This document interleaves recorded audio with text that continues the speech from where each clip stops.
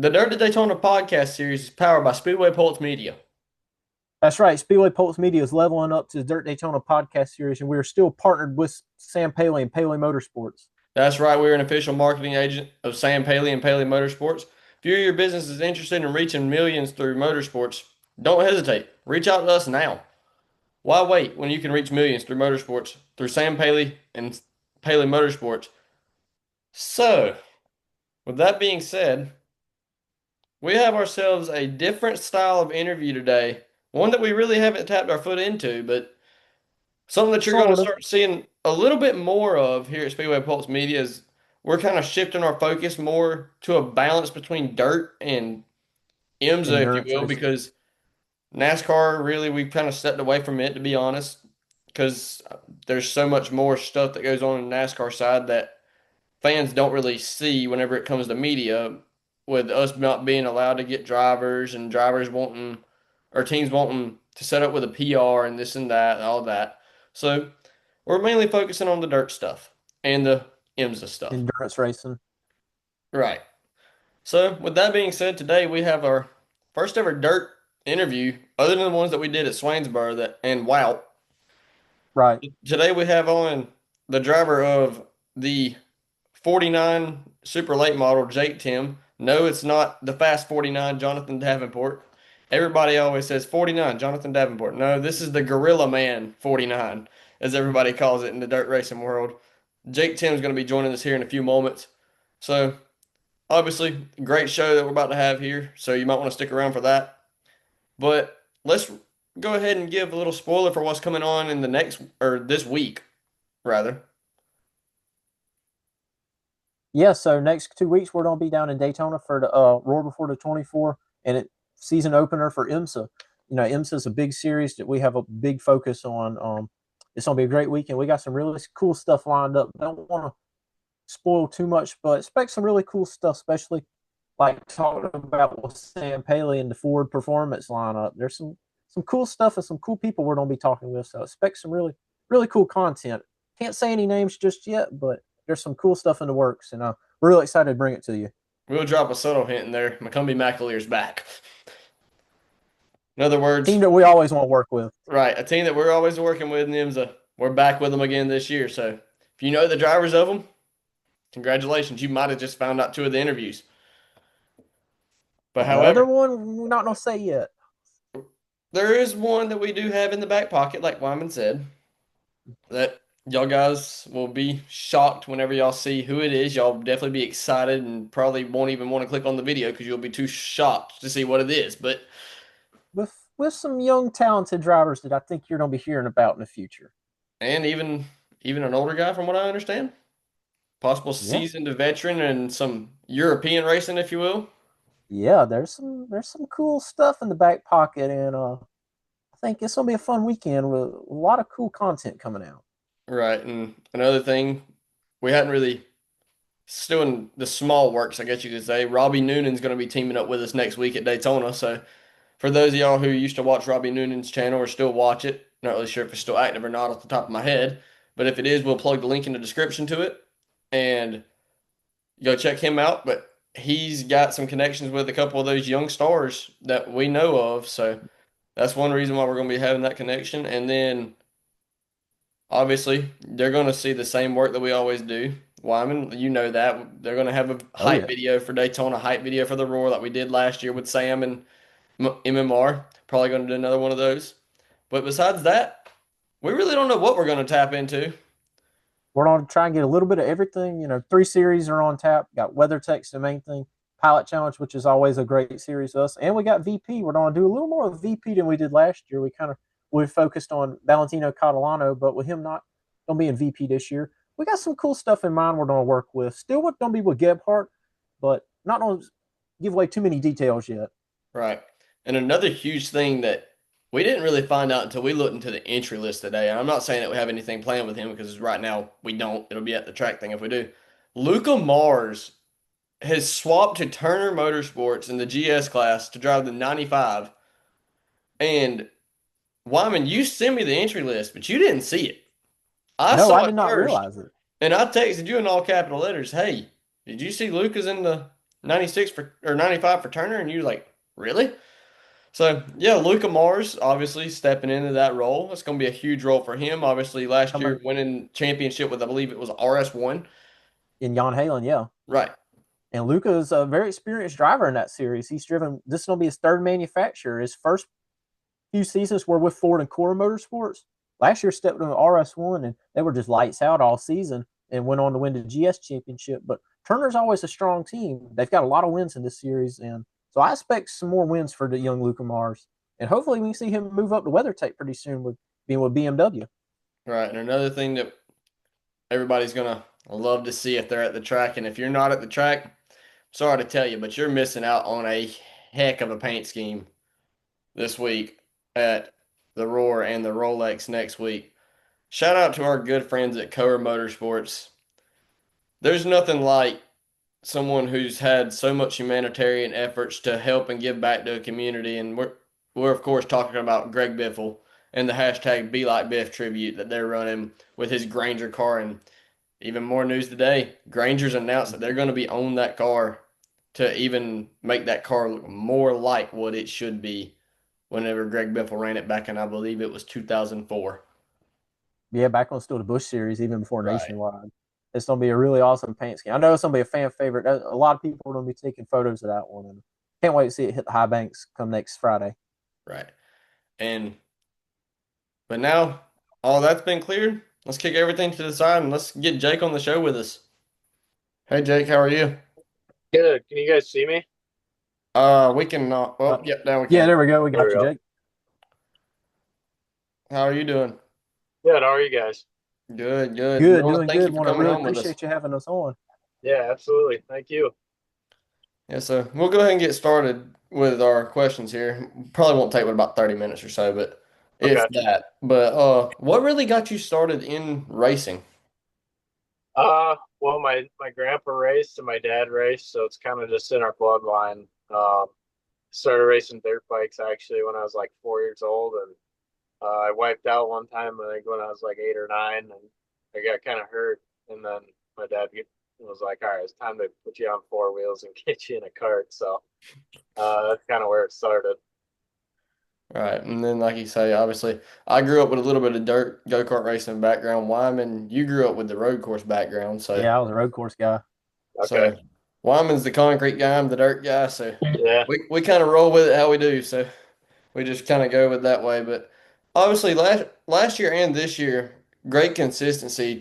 I mean, obviously, probably not where you wanted to end up in the points, but for Yeah. a rookie, for your first rookie year and for this past year, 12th in the points for both campaigns isn't too shabby at all if you really look back on it. So would you say obviously you want to go a little bit higher this year? What are Mhm. your expectations coming into the year, especially with Wild West Shootout here in just a couple days? Um, I would say Wild West Shootout expectations would really be nice to get in the top five here, there, and consistently be in the top 10. As far as Outlaws go, I really want to try and stay in that top 12 to start the year. It gets kind of tough at Volusia because there's 60 or 70 cars, and it can just be tough to stay that high up. You got to be in the top 15 or top 10, and I'd say that's kind of my goal is to come out of speed weeks, at least maintaining my 12. And obviously, the goal is always to win and be the best you can be. But yeah, realistic expectations, I would say top tens this year would be great. Right. Yeah, I think that's a very realistic expectation. Obviously, the top 10 that's probably the toughest field of drivers out there between Bobby Pierce, Nick Hoffman, Drake Troutman. So many, big names that are able to, they've been doing it and just constantly knocking off wins.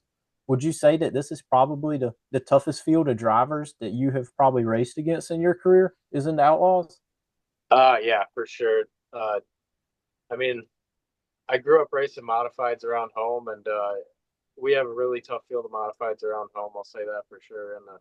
And then we ran USMTS for a season, and that's a tough group of guys too. But just yeah, going to the Outlaws. I mean, it's not only drivers. I mean, it's just teams and entire operations that are just you know top tier. It's the highest level of racing in our sport. So that's where everybody ends up, and it's it's a really tough group to race against as drivers. I mean, they're as aggressive as you could possibly be, and really smart. You don't get many opportunities to capitalize on somebody's errors or things like that. You really just gotta put yourself up front at the beginning of the night and try and stay there. And there's way less room for error for sure with this group of guys. I mean, no, you do make one little mistake, you're going to get eaten up. But yeah, I mean, outside of that, just the teams too, like just the crew chiefs and everybody got in your corners is a lot more crucial at this level of racing. I would say, um, just because everything is so tight, the margin for error is so small. Right. And Yeah, then, that's a big thing there. Like we were at the Swainsboro event, and that weekend was just. I know for you that was probably a new track and just getting used to, but just the way that they run those events Yeah, compares nothing to like what we have for our what we call local crowd stuff, dirt weekends. yeah, yeah. No, it's a tough crowd for sure, but um, it's where I've always dreamt of being, and it's where I've wanted to be my whole life. So the goal is to just continue to get better and keep learning each and every race and see where it takes us. right. And like you say, obviously, this year they announced that Lucas Oil is going back to a full season points format again and all that. So Yeah, obviously that'll take a little bit of the relief off of you probably because some of those drivers are going to want to split and go back to Lucas Oil and run that full season. So that could open that door up for some more opportunity for you as well. I mean, even running some of the Lucas events, I don't know if you plan on running any of those later this year or not, but that would be another avenue that some other drivers will probably venture into with it being that full season. yeah, I know for sure. I like that. I mean, I don't race Lucas, but I just didn't really like that style or that format. Just because a guy runs good all season, I don't think it should get taken away from him over 4 races or 6 races or whatever it is at the end. Um, that's just, in my opinion, just not how their racing should go, I guess. But uh, yeah, I don't know. I'd like to run a bunch of those Lucas races and everything, but our budget really only allows for the World Outlaws. So unless I can, hopefully we can run better and maybe increase that. And I mean, the goal is to be able to run more races this year and maybe hop on some of them Lucas races and see how many nights we can get in. Right. And Right. And, this year we've got some new tracks on the schedule. Obviously, they get new tracks each year. How do you kind of go into those tracks that you've never been before? Do you all get to do a lot of testing, or is it kind of have to show up and just hope that we get enough practice time in? Like last season, we'll, throw that example against Waynesboro, new track for pretty much the whole field. Yeah. Uh, yeah, I mean, coming from asphalt, it's probably a little different. We actually, there's actually a rule in dirt racing. You can't test at a track um, a week leading up to a race there. So we don't get to race on or test on it or do anything unless you go way earlier in the season. Um, so you kind of just gotta look back at your notebook, maybe compare the track to some tracks to some other tracks you've been to, and maybe try and bounce off of that page in the notebook, I guess, and give it your best guess. Really is what you do. right. And another thing, last year at Swainsboro, obviously, a lot of the drivers were saying it was one of the better facilities that they've been to and all that, but the track wasn't really the greatest from what I understood. Is that more of what you experienced there, or did you have more of the same opinion as everybody else? Um, I actually like Swainsboro. I thought it was decent. We went to Smoky Mountain the weekend before, and I could not figure that place out at all. So we went to Swainsboro, and I ran okay, and it was really probably like the best night we had to start the season out. I don't remember if we ran any better than that before. Um, so we kind of felt like we got some momentum rolling after Swainsboro, but no, I mean it was more bottom dominant, I would say, than most places, but we still could run the top a little bit here and there throughout the feature. I remember. So no, I thought it was a nice place. I'm looking forward to going back there Right. And obviously not on the schedule this year, but hopefully for our someday. sake, we want it back in the schedule again next year if we can Yeah, get it back there. So yeah, especially with it being our local track for dirt racing and everything. So Okay, I yeah, know I'll be at Sonoya for the Billy Clanton Classic later on this year. Wyman won't be able to make it out, so I know for sure I'll stop by and say hey to you or whatever. That way, yeah, meet in person and all. But there was one other question. I don't really remember it. Wyman, did you write it down? Yeah, so over this time throughout World of Outlaws and stuff, and a lot of drivers in that series come from asphalt. Look at Bobby Pierce has done a few NASCAR, Nick Hoffman. Then you see Lars. We'll switch over to Lucas Oil. See Kyle Larson come and do some races, and yeah, Kyle Busch has been stepping into it. But over time, do you see that dirt racing is playing a huge role with drivers getting into NASCAR? And with the way that it's gained the popularity dirt racing has, do you see more drivers wanting to step into dirt than really do pavement? Because take for example Tulsa and the Dome at Gateway saw people like Carson Hocevar, Ty Gibbs, so many of these asphalt guys wanting to come do this. yeah.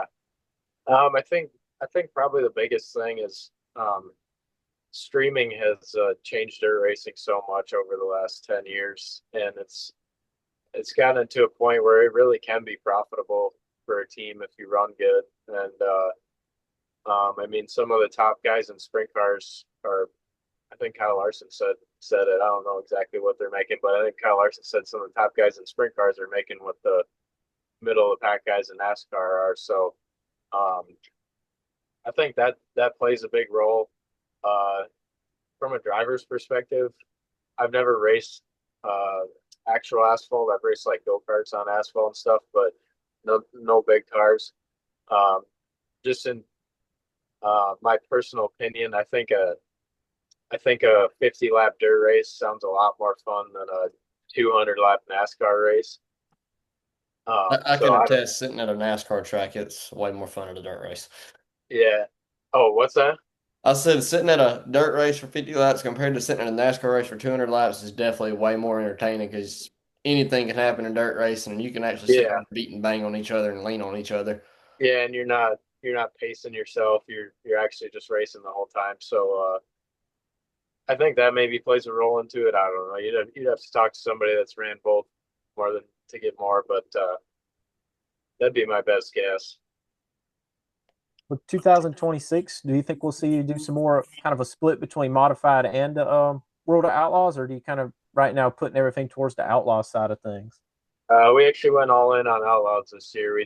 We get sold the majority of our modified equipment over the off season here, and we're going all in on this Outlaw deal. It's just it got to be too much to try and run two programs out of one shop, and I just felt like I need to put all my effort into this to try and make it succeed. So that's our goal. Like I said, two back-to-back points paying finishes or points finishes in 12th. That's really hard to beat against some of the toughest competition when you're out there. Bobby Peters, Nick Hoffman, and so many other really top names in the series. Yeah, it's a tough crowd. Definitely a tough crowd. A lot of good drivers. Right, and obviously, I was telling Wyman at the beginning whenever I first said, let's reach out to Jake and see if he wants to do an interview. He's like, what number car was that again? I said 49. He goes, that's Jonathan Davenport. I said, dirt racing, you can have multiple 49s on track at the same time. I said, this is the Gorilla Mill 49. Yeah, I get that all the time. He's like, oh, okay. Now I know who you're talking about. You said Gorilla Mill. I was like, Yeah, yeah, everybody remembers that car by the Yeah, I sponsor right remember there in that they the car do. quite logo. well. They really do. But yeah, no, we want to thank you again, Jake, for It's hard coming to on miss and that one. everything. Yeah, thanks for having me, guys. I appreciate it. Yeah, we'll let you get Yeah, back on we the really road appreciate it. heading towards Arizona. So Yes, sir. y'all be safe. We'll be rooting for you over there and We'll be bring watching back home a out. trophy. Thanks, guys. Appreciate it.